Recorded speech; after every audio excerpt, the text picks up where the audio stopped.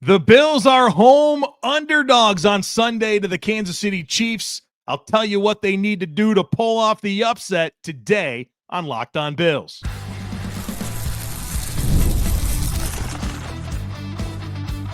You are Locked On Bills, your daily Buffalo Bills podcast. Part of the Locked On Podcast Network, your team every day.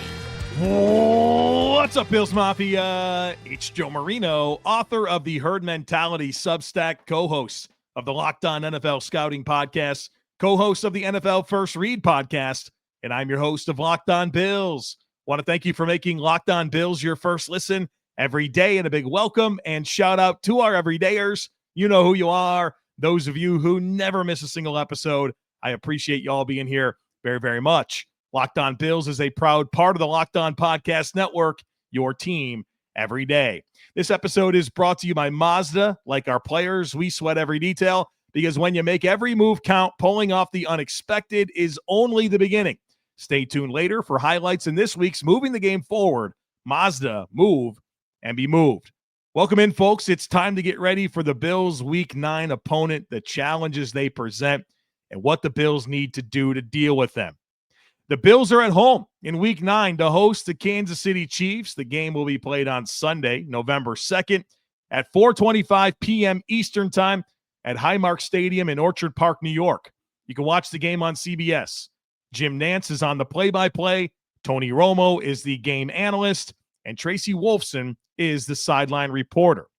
This will be the 58th all-time meeting between the Bills and Chiefs, and the Bills hold a 30-26-1 all-time record against Kansas City. Of course, as you know, the Bills have won the last 4 in the regular season, but the Chiefs have won the last 4 in the postseason.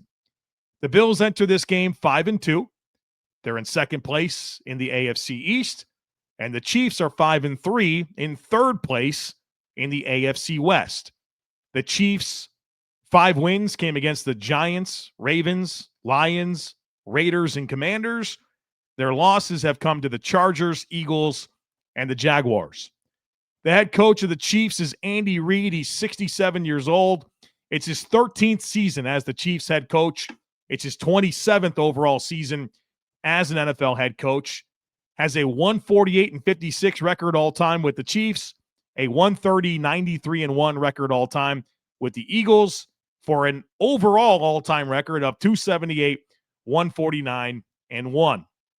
The quarterback of the Kansas City Chiefs is Patrick Mahomes. He's 30 years old, 6'2", 225 pounds, was a first-round pick, number 10 overall in 2017 out of Texas Tech. He has started 120 career games. Kansas City is 94-26 in those starts. So far in 2025, he's completing 67% of his passes, 262 passing yards per game, 17 touchdowns, 4 interceptions, and a passer rating of 103.1. Let's dive into his advanced metrics. So far this year, he is generating plus 0.26 expected points added EPA per dropback. That's 4th best in the NFL. He throws deep 11% of his throws. That's 16th, so middle of the pack on deep throws, which are 20 yards or more from the line of scrimmage. He's 10 of 30 for 367 yards and a touchdown. Yards after catch account for 55% of his passes. That's 7th highest in the league. They run a lot of screens. There's a lot of quick game with Kansas City, so there's a lot of yards after catch. He throws to his first read 72% of the time. That's 2nd highest in the NFL. His average time to throw is 2.47 seconds, which is 4th highest in the league. Throws a catchable ball 75% of the time. That's 20th. His turnover-worthy throw rate is 2.8%. That's 14th, so middle of the pack there. Drop rate is 5.7%. That's actually 10th highest in the NFL. He's pressured on 39% of his dropbacks, which is 15th in the NFL. They run play action 28% of the time, which is 10th. That's a similar play action rate to Josh Allen. And they run screens quite a bit, 14% screen rate. That's 7th highest in the NFL. Patrick Mahomes is hot right now. There's no denying it. I think this is the best that he's actually looked in a few years. And he has a full complement of weapons. Of course, Rashee Rice is back for them. They got some speed in Brown, Thornton, and Worthy. Travis Kelce, of course, still around. He is dialed in. He is getting the ball out quick. He's extending plays, and he's actually scrambling more than ever. He leads the league in scramble yards so far this year. And he actually leads the league in first down scrambles and touchdowns. So that's a big layer to his game this year that has never not been there, but it's at an accelerated rate this year. In fact, he's on pace for 74 scrambles this year, and his career high is 64. So that's definitely at an increased rate so far this season. Started off a little slow, but as he's been able to get his weapons back in place, you've seen Patrick Mahomes really accelerate, and he's on a heater right now. And so he'll be a big challenge for this Bills defense. And we'll talk about the rest of Kansas City's offense and where they are metrically and my keys for the Bills defense against this Chiefs offense here on the other side of it. So, folks, be sure to stick with me. This episode is brought to you by Mazda's Moving the Game Forward. For those who believe it's not just about playing the game, it's about redefining it. There are moments that do more than put points on the board. They move crowds, move culture, and keep moving the game forward. This week's moment that moved the game forward is A.J. Epenesa's interception against the Carolina Panthers. It was a 12-3 Bills lead, and the Panthers took possession of the ball. And A.J. Epinesa very quickly on that drive, right there inside of 2 minutes, he intercepted a pass. Obviously, Shaq Thompson got the defense lined up, and Epinesa was able to intercept Andy Dalton, return it to the 1-yard line. Then you have a Josh Allen rushing touchdown that made the score 19-3. And so you went from 12-3 with the lead and Carolina with the ball and perhaps a chance to make it, a 2-point deficit at halftime to all of a sudden it's 19-3 Bills, and you're able to double dip, right? The Bills score on that opening possession of the second half. You blink, it's 26-3, and the game was blown wide open. When you follow what moves you, the unexpected is only the beginning. And just like there's more to every highlight, there's more to a Mazda vehicle. Mazda, move and be moved. Folks, the NBA is back, and there's no better place to get in on the action than FanDuel, the official sports betting partner of the NBA. Even if you missed the start of the game or you want to ride the hot hand, FanDuel has live bets on everything from who will score next to fourth quarter comebacks. Plus, you can even combine your live bets into a same-game parlay for a shot at a bigger payout. It just keeps every game exciting, especially when your team's making that late push. And, of course, the NFL season is in full swing. Maybe you like the Bills at home as an underdog. You like the payout potentially there. So check it out right now. FanDuel is giving new customers $300 in bonus bets when your first $5 bet wins. So head to FanDuel.com to sign up and play your game with FanDuel, the official sports betting partner of the NBA. The offensive coordinator for the Kansas City Chiefs is Matt Nagy. He's 47 years old. He was the Chiefs offensive coordinator and then left to be the Bears head coach for 4 seasons, and now he's back as the offensive coordinator in Kansas City as of 2023. But Andy Reid, of course, is the offensive play caller. So far this year, the Chiefs are averaging 27 points per game. That's 7th in the NFL. They pass it 57% of the time, which is 17th. They run it 43% of the time, which is 16th. But when it comes to pass rate over expectation, which accounts for, like game script, they're actually number one, clearly number one when it comes to pass rate over expectation. This is a very pass-aggressive offense. They're second in EPA per play offensively. They're fourth in EPA per pass. They're second in EPA per rush. So they're running the ball pretty well. It's a very efficient rushing offense. They convert 44% of their third downs. That's 6th highest in the NFL. They're 71% in the red zone, which is 5th highest in the NFL. They're number one in plays, time of possession, and points per drive. And they have the lowest turnover rate in the NFL. They've turned it over 4 times this year, and twice it's been literally off of Travis Kelce's hands into an opponent for an interception. So they're taking care of the football, and they're scoring a lot of points. The offense is humming. Let's talk about the personnel. At wide receiver, they have Rashee Rice back into the lineup, and he's a really important player for them. He is a zone buster, right? He sits into space. He runs those shallow drags, and Patrick Mahomes is able to throw him the ball quite a bit. It's almost like some of those plays are like extensions of the run game, but they're very, very effective. Marquise Brown is part of the mix. He's a speedster, but I think he's actually under 10 yards per catch this year, so they haven't really been able to get him going down the field, but he's certainly capable. They have Xavier Worthy, who I think everybody knows all about, very explosive player that Kansas City does well to get him touches in space and allow him to be an athlete. And then Tyquan Thornton's been a nice addition for them, came over from the New England Patriots, and was like a second-round pick of New England that didn't do much with them, but he's come to Kansas City, and he's probably been the best vertical threat they've had this year. And then there's Juju Smith-Schuster, who is the big-bodied slot receiver. Well, I guess he kind of plays inside and outside, but he'll find space in zone. He's a pretty good contested catch player. He's not a super dynamic athlete, but a savvy receiver that has good chemistry with Patrick Mahomes. So they'll throw the ball to all those receivers and get them involved. And they also have a couple of tight ends. Of course, Travis Kelce, who is still, the number 2 guy in targets in this offense, and has that rapport with Patrick Mahomes to sit in space. And you know how this goes. Mahomes moves you with his eyes. Kelce gets into that space that's vacated by the defender, and they just get completions all day long. Noah Gray's a really good backup tight end that can catch and block, and he's a paid number 2 tight end, and he's worth that deal. At running back, they're not going to have Isaiah Pacheco, who's their lead ball carrier.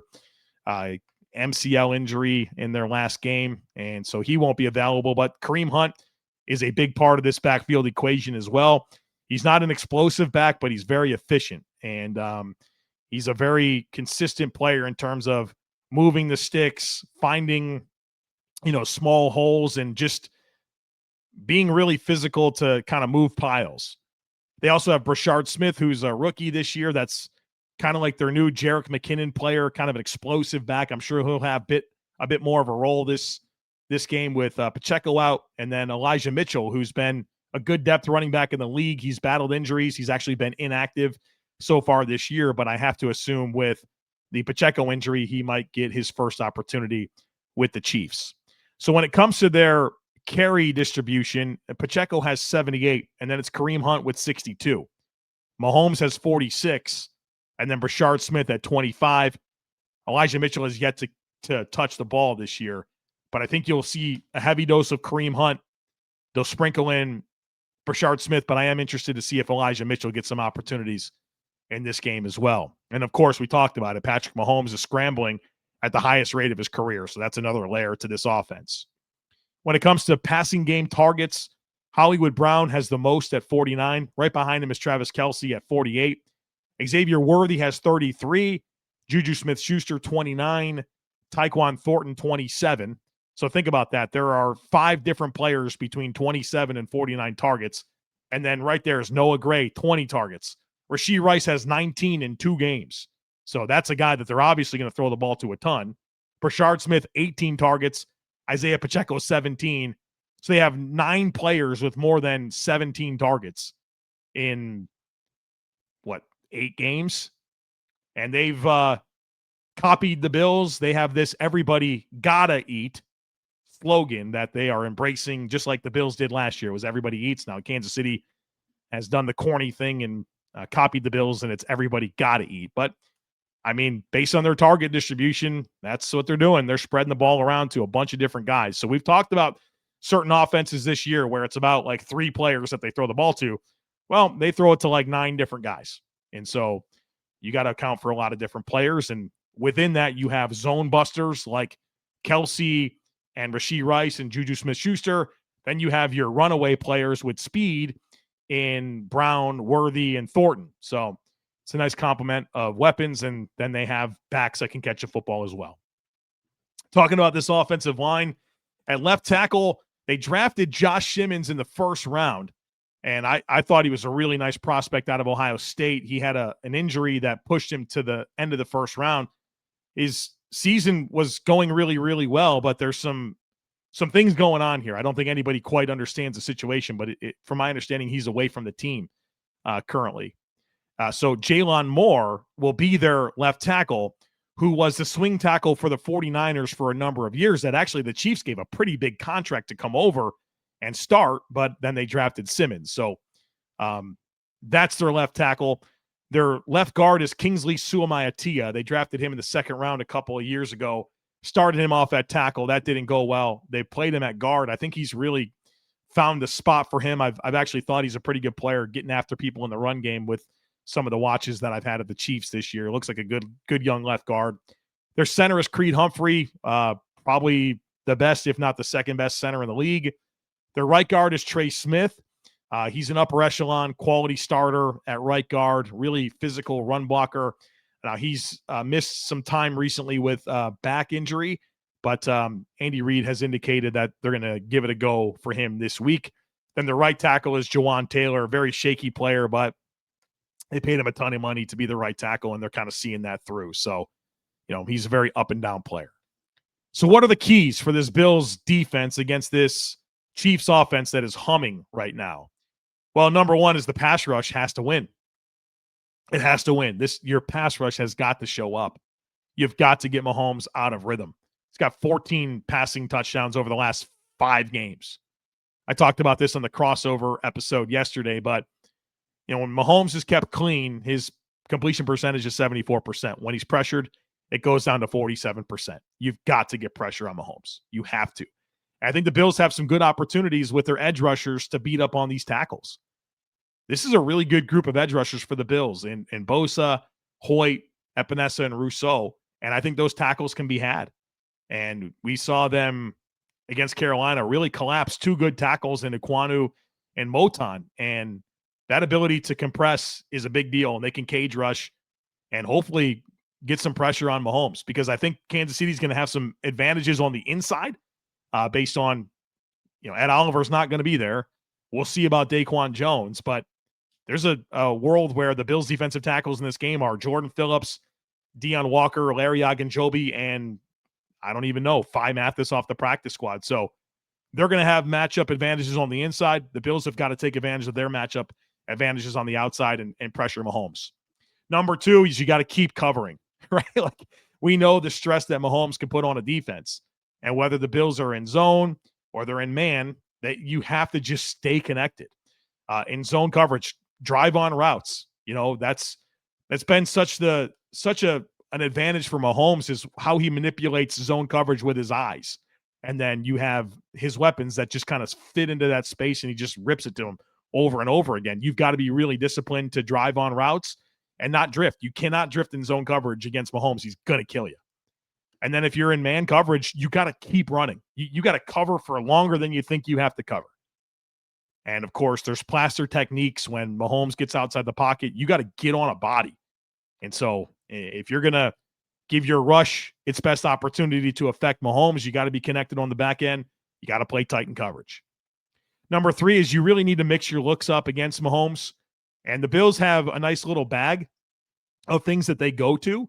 We talked about the odd mirror that they like to do, where they will kind of go into that dime look, and they'll sometimes rush 3, sometimes rush 4, but they kind of have this dedicated player to Mahomes where they might sim pressure but drop off a backer. It might be Shaq Thompson, or it could be Dorian Williams, or whoever it is, and they stay leveraged over Mahomes. And so it gives him an opportunity to have eyes on Mahomes. He can trigger and add to the rush.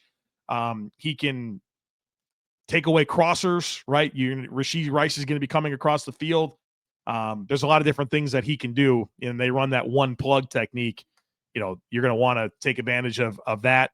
5-man pressures, I think, needs to be part of this mix. Simulated pressures. You got to really have a diverse rush plan against Mahomes. And I'm excited to see what Ryan Nielsen and Babich and McDermott have cooked up for this one.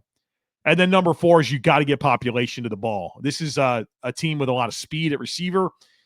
They're a physical rushing offense, and you got to get population to the ball. The Bills are not a good tackling defense, and your best way to overcome that is you got to attack the football with a ton of urgency in this game, so you don't give up long runs. You don't give up big yards after catch plays, right? That's a big part of this offense. So population to the football and your pursuit angles and your urgency to get to the ball has to be at a very, very high level. All right, we'll talk about this Chiefs defense here next and what the Bills' keys offensively are. And there's a big opportunity that I'm excited to tell you about. We'll do that here next, folks. Be sure to stick with me. Let's be real. Making excuses doesn't solve anything. We've all heard them before. It's just stress. I'm tired, or it happens to everyone sometimes. But when it comes to performance, sometimes your body just needs a little extra support. And that's where reshape comes in. reshape.com offers fast-acting doctor-prescribed treatments for ED designed to help you stop making excuses and start making moves. reshape makes it easy to get started. You just connect with a board-certified doctor 100% online. There's no awkward waiting rooms. There's no in-person appointments. And if prescribed, your treatment ships discreetly straight to your door. The process is fast, it's simple, and it's private. It's all handled by real doctors. It's about confidence, connection, and getting back to the moments that matter. Visit rugiet.com/LockedOnNFL to get 15% off your first order. That's rugiet.com/LockedOnNFL. And don't forget to use our code LockedOnNFL so they know that we sent you. Reshape, stop making excuses and start making moves. The defensive coordinator for the Kansas City Chiefs is Steve Spagnuolo, 65 years old, has spent 16 seasons as either an NFL defensive coordinator or head coach, and he's got one heck of a case to be a Hall of Fame coordinator with what he's done in Kansas City, and then the architect of those Giants defenses that gave Brady the fits in the Super Bowl. He's unbelievable. Does a great job. Metrically this year, they're giving up 16 points per game. That's second best in the league. Fifth in EPA per play. Second in EPA per pass. 18th in EPA per rush. They give up a third down conversion 38% of the time. That's middle of the pack at 16th. They're 58% in the red zone, which is 12th. They run man coverage 27% of the time, which is middle of the pack at 14th. And I think it's interesting they have the fifth lowest rate of one high middle of the field close coverage with the sixth highest rate of two high middle of the field open coverage. So this is a defensive structure that's more willing to accept throws to the middle of the field, which is probably good for the Bills because I don't think they have much of an outside the numbers passing game. And so I think structurally that probably helps the Bills a little bit. As you know, Spags will blitz a lot, 32% blitz rate, 8th highest in the NFL. And I'm sure he watched that Falcons game and is licking his chops at some opportunities to blitz. They're 18th in sack rate. They're 4th in pressure rate. They're 5th in pressure rate over expectation. So it's been a good pass rush. They haven't converted a ton of their pressure to sacks, but they're getting a lot of pressure. Let's talk about their personnel at defensive tackle. They have that Chris Jones guy. He's really good. I would say that he's probably had his most up and down season yet. There's been some really lackluster moments for Chris Jones, but he's still Chris Jones. You still know he can take over. This is a big game. I expect the Bills to get, the A+ version of Chris Jones, but he's been a lot more hot and cold this year. They just brought back Mike Pennell, and he's a good player, kind of a role player, but he's good for Kansas City, and he's older, run stuffer, but, this is a player that's very useful for them. Derek Notty's part of the mix, and look, I think Derek Notty's been struggling for a few years now, but he still gets quite a bit of run in this defense. And then they have Jerry Tillery, who is he's probably best as a pass rusher, but to me, more of a depth player. And that's what he is, a depth player. But that's kind of their down lineman rotation. Off the edge, George Karlaftis, the big ticket player there. He plays with his hair on fire, got a lot of power. Very urgent player, not a super twitched up, bendy guy, but he can play through blocks. Mike Dana is a good base type end, good run defender, pretty good pass rusher, solid all around player. Charles Omenihu's part of the mix here, was really on a heck of a trajectory. He's not that old. He's 28 years old, but has had some injuries lately that have derailed him a little bit. But there's a point in time where I thought he was one of the better up and coming edge rushers in the league. And then Ashton Gelati, a draft pick they had this past year that I really like him. Maybe kind of discount George Karlaftis. He plays with a lot of urgency, a very dense build to him. And I like the way he plays. He's got a competitive temperament that's really, really fun to see. At linebacker, they play 3 of them, and I think this is a good blueprint for how the Bills can mix and match their linebackers. That's something I talked about in herd mentality this week is You don't have to have 100% of the plays linebackers. You can mix and match skill sets, which I think the Chiefs do quite well. Of course, Nick Bolton's their Mike linebacker. He's on the field for pretty much every snap. Good downhill run defender. You can absolutely get to him in pass coverage, though, and they'll leave him in some vulnerable spots with how they blitz. And then Drew Tranquill and Leo Chenal will play together, but, they will kind of be in and out sometimes. Leo Chenal, good blitzer, good spy player, physical with size. Drew Tranquill is probably their best coverage linebacker. So 3 good backers, and they play them all. At corner, Trent McDuffie, obviously an A-list corner in the league. Tackles really well, sticky in man coverage. He's a dog. And then Jalen Watson's really settled into the spot across from him, having a good year, long physical player. And, he's kind of platooned with different guys throughout the years, but it's kind of his job now, and he's playing well. Their slot player is Chamari Connor. You can absolutely have him in coverage. He's a competitive player. He's picked off Josh Allen before, but he's a guy that gives up quite a bit of production in the passing game, but also mindful of some of the positions they put him in with their pressure looks that are difficult, right? Not a lot of help a lot of times. They got a good-looking young pair of safeties. Brian Cook has developed into a quality starter for them. He's in his 4th year out of Cincinnati, and I think he's just that next one, right? Like, he played with Justin Reid. Justin Reid left to go to the Saints, and Brian Cook's kind of their guy back there, and he's a good tackling safety. He's got good size, good range, good complete player. And then Jaden Hicks is a safety they recently drafted that's developing into a good-looking starter as well. He's really physical and urgent, a good tackling player. He's still young, so there could be some assignment issues, but I think he's well on his way to becoming a good starter for this defense. So what are the keys for the Bills offensively against this defense? Number one, you got to run the ball. You got to. There's not a lot of chinks in the armor with this Chiefs defense, but they are 18th in EPA per run so far this year. And I remember how we felt coming out of that AFC Championship game. Everybody said we wanted more James Cook. He had 13 rushes for 85 yards, had 3 catches for 49 yards. I don't want to come away from this game thinking, man, I wish they got James Cook more involved. So right now, that's your best thing that you have going offensively. You got to ride it, right? You have to ride it, especially because this is a below average in terms of EPA per run defense. And I think that this rushing equation needs to involve Josh Allen. Josh Allen's had some really good rushing performances against Kansas City, but the Chiefs this year are number 2 in scramble yardage conceded. So I'm sure they'll play Josh a little differently, but if there's opportunities to take off and run, take off and run. The Bills need to be able to create some offense in some different ways, and I think Josh Allen's involvement in the run game would make a lot of sense to me this week. Number 2, and this is probably number 1, but I wanted to talk about the run game first, but you got to have a heavy dose of play action in this game. The Chiefs have really struggled to defend play action this season. They are dead last in the NFL in EPA per play against play action. They allow 11.2 yards per play against play action, and number 2 is the Bears at 9.8.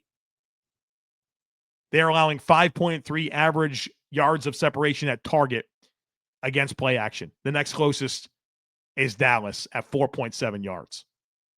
You got to run the ball, and you got to play action this team. And in some ways, structurally, that works really well for the Bills. Because the Bills aren't a team that's going to come out and dice you up by throwing the ball to their outside receivers. The Bills are a team that at what they do best right now is run the football and throw the ball to slots and tight ends. Sort of plays into this. And Josh Allen's very good, with play action. He's number 3 in EPA per dropback with play action. So this has got to be a heavy play action game, heavy run game. And then number 3 is you have to finish drives, right? So here's the reality. The Bills are a bit more of a clock control team, where the Chiefs are a track meet team and they want to throw the ball, the highest pass rate over expectation this year. And Andy Reid's been the most aggressive version of himself so far this year. If you're going to play a team like Kansas City and you want to play a clock control style of game, you can't settle for field goals. You just can't. You can't do it. You cannot leave points on the board. And so these red zone blunders that the Bills have had lately, whether it's a false start, illegal procedure, whatever it is, it can't happen. You cannot leave points on the board. You got to finish drives. If you want to make this a game where both teams have 8 or 9 drives, as opposed to 11 or 12, you got to make the most of them. You got to make the most of them. You can't be settling for field goals. You got to score. So run the ball, play action, finish drives. Special teams or kickers, Harrison Butker. He's not having a good year. 22 of 25 on extra points, 12 of 15 on field goals. Not normal for Butker. He's usually one of the best in the league, and so he's been a little bit more shaky this year. Matt Ariza is their punter. He's having a good year, 9th in EPA per punt. And then the return situation, when it comes to kick returns, it'll be Brashard Smith and Nico Remigio. Smith is the young back explosive player. Remigio is not a very explosive player. He's 5'11", 180 pounds, and he runs in the mid 4.5s, but he's very good at taking care of the football and just maximizing his touches. He's not going to run away from you, but his consistency with ball handling and decision-making is really good. So far on 28 punt returns in his career, he's averaging 10 yards per return. So it'll be Smith and Remigio on kick return, but then punt return, which hopefully we get to see it a ton. Punt return. Hopefully we don't get to see it a ton. Excuse me. I meant to say that the other way. Nico Remigio will be the guy, and he's done a really good job of taking care of the football. And like I said, he's averaging 10 yards per return for his career. Second-year player, was a 2023 undrafted free agent. So there you have it. The Chiefs, they're rolling. They present some real challenges for Buffalo, but there's some good opportunities for the Bills in this game with the running offense, with the play action. We'll see what the Bills have defensively. That's going to be interesting to find that out. All right, folks, that's going to do it for us here today. One more conversation for you coming on Saturday. We'll give you my final thoughts, my 5 predictions, and, of course, the injury update with Dr. Kyle Trimble of Banged Up Bills. So don't miss it. Make sure that you're subscribed. Would love it if you took a second to rate, review, and share the podcast. Have a great rest of your day. Go Bills, and I look forward to catching up with you again real soon.